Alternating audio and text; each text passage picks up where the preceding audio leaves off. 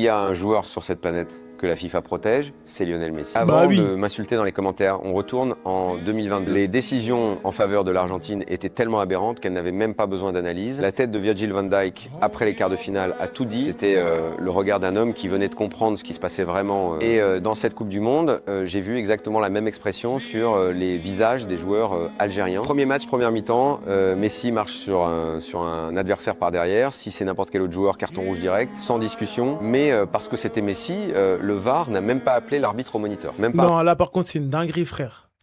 Comment tu défends comme as? Même pas de VAR, rien du tout, mais ça va pas la tête?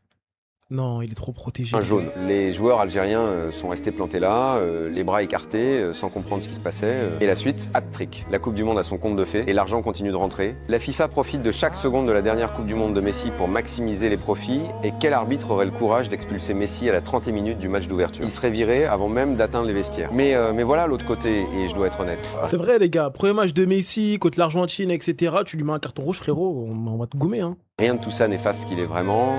L'Argentine court comme une folle, lui amène le ballon dans les pieds et lui il règle le match. Chaque défenseur sait qu'il faut l'arrêter. Personne n'y arrive. La protection existe. Mais la magie aussi est réelle. Les deux peuvent être vrais en même temps. Vous pensez que la FIFA protège Messi? Dites-le en commentaire.